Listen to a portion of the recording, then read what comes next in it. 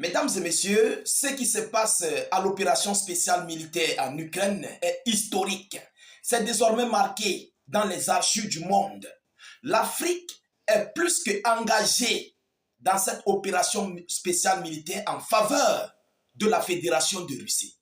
Nous avons vu des ressortissants camerounais au front.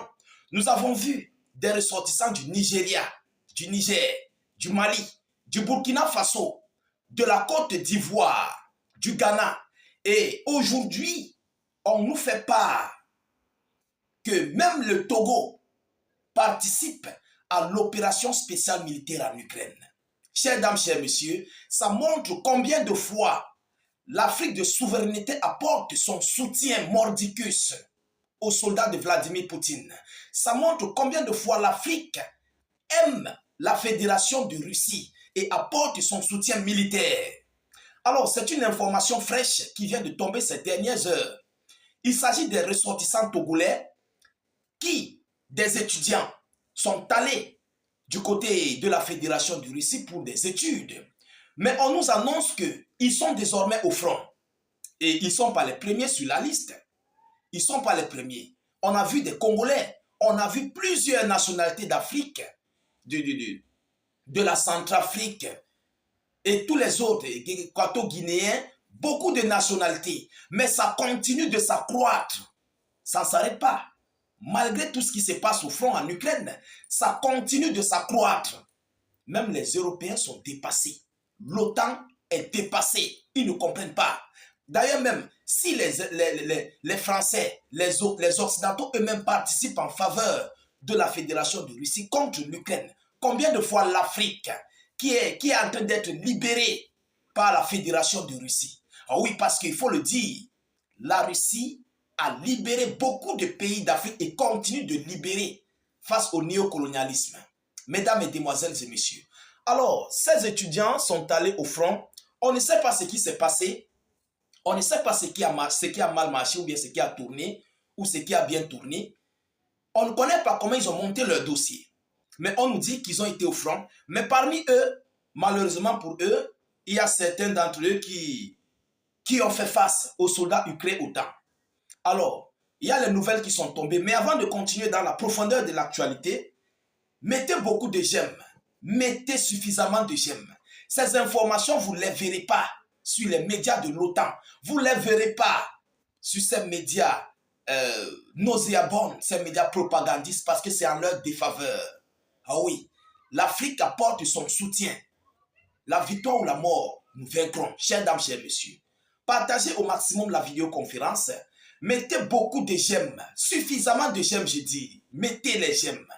Voilà, abonnez-vous si vous n'êtes pas encore abonné. Mettez vos avis en commentaire. Chères dames, chers messieurs, allons-y donc dans les profondeurs. Qu'est-ce qu'on nous dit? On nous dit que des ressortissants togolais combattant au front pour l'armée russe font face aux soldats ukrainiens, selon Lomé. Bon, des ressortissants du Togo, pays d'Afrique de l'Ouest, ont été capturés et détenus par les forces armées ukrainiennes après avoir participé à des opérations militaires aux côtés des forces armées russes, ont annoncé les autorités togolaises. On dit qu'ils sont partis au front dans les confrontations. Vous savez, c'est la guerre. C'est la guerre. Alors, on peut perdre comme on peut gagner. Mais certains d'entre eux, pas tout le monde, certains d'entre eux ont été capturés. Ils n'ont pas été tués, ils ont été capturés par les soldats ukrainiens au temps. Ils sont détenus, selon les informations, ils sont détenus entre les mains des forces armées ukrainiennes. Alors, allons-y dans les profondeurs. Le ministère des Affaires étrangères togolais précise lui-même dans un communiqué que la majorité de ses compatriotes, en particulier des jeunes étudiants, auraient quitté le Togo dans le cadre de prétendues bourses d'études offertes par des structures se présentant comme basées en Russie. Le ministère appelle les citoyens à vérifier l'authenticité des offres de bourse avant tout engagement et à se rapprocher des services compétents ou de tout autre ministère concernés pour obtenir des informations fiables et sécurisées avant tout départ à l'étranger, en particulier en destination de la Fédération de Russie. Alors, vous savez, c'est la diplomatie. On ne peut pas accepter qu'on envoie nos citoyens pour aller combattre. C'est d'abord ça qu'il faut comprendre. C'est ça qu'il faut retenir. On ne peut pas accepter que oui, j'envoie mes citoyens pour aller combattre. Non, ça ne se passe pas comme ça. Vous avez vu même d'ailleurs lors de l'envoi des troupes nord-coréennes sur le sol russe, ils n'ont pas affirmé. La Corée du Nord n'avait pas affirmé, la Russie n'avait pas affirmé. C'est à la fin de l'opération de Kursk que les deux parties se sont prononcées là-dessus. J'espère que nous sommes clairs. Alors, on nous dit que des ressortissants togolais combattent en faveur de l'armée russe. Non, partagez encore cette vidéoconférence. Je vous prie. C'est une très bonne nouvelle. On se sacrifie pour la Russie parce que la Russie s'est sacrifiée, se sacrifie pour l'Afrique. La Russie se sacrifie pour l'Afrique. Nous aussi, nous avons le plein droit et devoir de nous sacrifier pour l'Afrique. Il y a des soldats russes qui sont tombés au front au Mali, dans les pays de l'AES, en Centrafrique.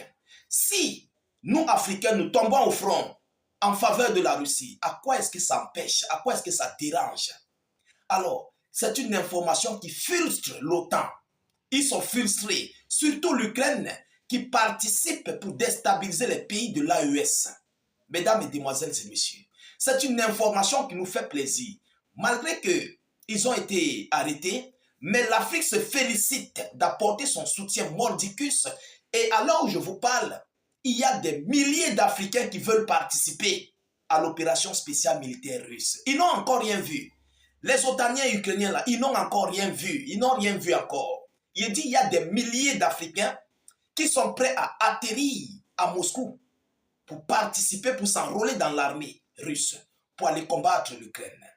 Ça montre combien de fois l'Afrique est plus qu'engagée dans ce conflit russo-ukrainien en faveur de la Fédération de Russie. Chères dames, chers messieurs, c'est une nouvelle qui fait tellement plaisir à l'Afrique. C'est une nouvelle que nous saluons.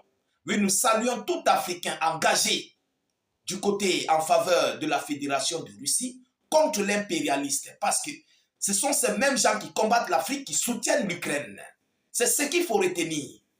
Nous félicitons Camerounais, Ivoiriens, Guinéens, Nigériens, Burkinabés, Maliens, Togolais, Congolais, Centrafricains, Ghanéens. Tous ces gens-là, nous les félicitons. C'est ça, la reconnaissance. Vous voyez à quel point la reconnaissance est humaine du côté africain. Oui, on reconnaît ce que la Russie a fait pour nous, l'Afrique. On reconnaît. Aujourd'hui, nous participons aussi à soutenir la Russie. Et c'est ce que les Occidentaux craignaient le plus. Ils craignaient le pire parce que ça, ce n'est qu'un début. Imaginez-vous s'il s'agit de la 3e guerre mondiale, que Poutine demande réellement les Africains. Il envoie des avions en Afrique. Je crois qu'on va marcher partout sur l'Europe. On va même prendre des villes, des quartiers, faire pour nous avec. Ah oui, on va faire pour nous avec. Transformer l'Europe en Afrique. Mesdames et demoiselles et messieurs, ils n'ont rien vu encore. Partagez au maximum la vidéoconférence. Mettez-la partout à travers le monde, je vous en prie. Mettez beaucoup de j'aime. Suffisamment de j'aime, je dis. Voilà. Abonnez-vous pour ne plus perdre la page, ne plus rater nos vidéos d'actualité. Et surtout, mettez vos avis en commentaire. Alors, je vous reviens tout à l'heure pour une prochaine série d'actualités. Soyez encore salués une fois de plus. Ciao, ciao.